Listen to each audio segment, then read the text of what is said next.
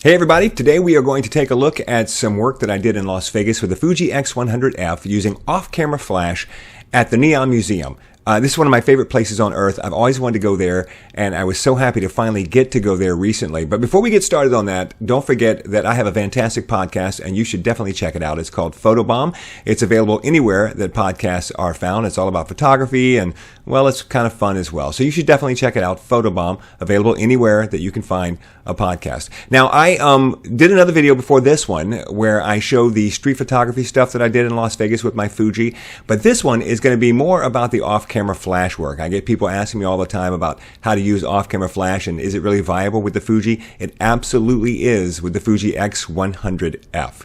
Now, for this particular shoot, I used the same thing I always use every time I carry this camera out on location. I have my Fuji x100F, I have a Godox flash, and I have a Godox trigger for that flash. And the links are all available right down there in the description. You can go to a page where there's a link to every single thing that I have in my travel kit. You can also check out my travel kit video, which shows you everything that's in my travel kit that's also on my channel. All right, let's get started. I was in Las Vegas for a wedding. A friend of mine was getting married, and I wasn't the photographer for the wedding. I was just a guest. And so I got a chance to kind of tag along when they were working at the Neon Museum in Las Vegas. Now, if you don't know anything about the Neon Museum, it used to be called the Neon Graveyard, and it literally was that. It was just a graveyard. It was a junk pile where they dumped all the old neon, and then so many people wanted to go out there and see this old neon and take pictures that they finally said, hey, we've got an opportunity here.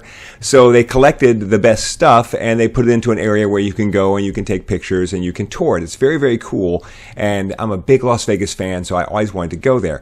Now, it's very important for me to stress right at the outset that, first of all, the photographer on this shoot is a friend of mine. I know the person who is doing the photography for the bride and the groom, and I cleared it with him. It was perfectly okay that I take some pictures while he's roaming around with the bride and the groom. You want to make sure, if you're going to do something like this, if you're doing it around a wedding, you've got to make sure you respect the wedding photographer. I was careful to never get in his way, to never shoot anywhere near what he was shooting. I also didn't even take pictures of the bride and groom because that's his department. All I did was take pictures of my friends who were there tagging along while the whole thing was going on. And I can tell you as a wedding photographer myself that that's perfectly fine with me, and in many ways it's helpful because you will keep all of these people away from me and what I'm doing with the bride and groom. Yeah, you guys can go over there and take some pictures and have fun all you want to and be available when I need you. And that's really what we tried to do, was not get in his way at all. So we got to the Neon Museum just a little bit before dark. Perfect time for taking pictures.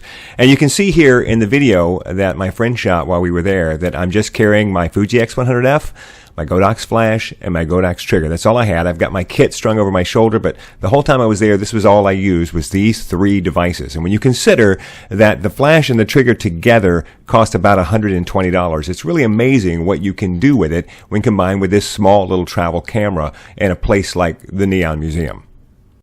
So it was still pretty light outside, so I was using natural light quite a bit, but also I found myself in some situations where I needed to use a flash. So this is a good example of how you can use your flash to light your subject and make it look like you're not using a flash at all. For this picture, I've got my aperture set at f6. I've got my shutter speed and my ISO set to an auto mode. I let the camera do that for me. And then I set my exposure compensation to -1. And this tells the camera, I want you to give me a good exposure, and then I want you to drop it down by 1 stop. And then the flash will pick up the difference. So you end up with a picture where it looks like they're in natural light, but in fact they're being lit by a flash. And it could have been that there were some bad shadows there. I honestly don't remember exactly why I decided I needed to use a flash here, but it's a good way to make a picture look like it's natural light when in fact it's not.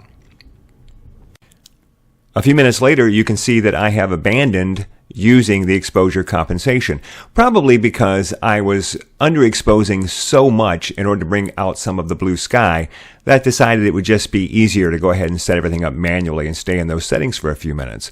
So that's what I did. f5.6, 2/80th of a second, 400 ISO, and manual settings with my flash to camera left to try and really highlight her face. Now you can tell she's being lit by a flash. When you're walking around a location like this, you have two things on your mind. The first thing is that you want to take pictures that you enjoy and that will showcase your vacation. But the second thing is that you want to find a location for a good picture. And when I turned the corner and I saw the hard rock guitar and this big martini glass, I knew that I had found a spot that I wanted to do something special with. Not only was it a good spot just to take an image of what I saw, but it could also be a good spot to take some portraits. So I started gathering my friends around and trying to figure out some way that I could shoot in this location. And let me tell you, it helps when your friends are professional photographers. This picture is a great example of how the leaf shutter enables you to use flash with a very high shutter speed when you normally couldn't do that with a DSLR. I've got a video on my channel about that, all about the leaf shutter, so be sure and check it out.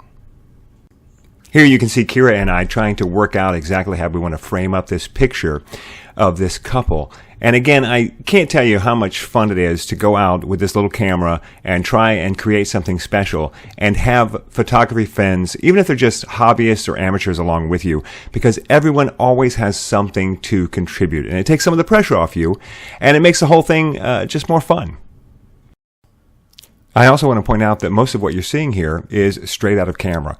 I really didn't take these images into Photoshop and work on them.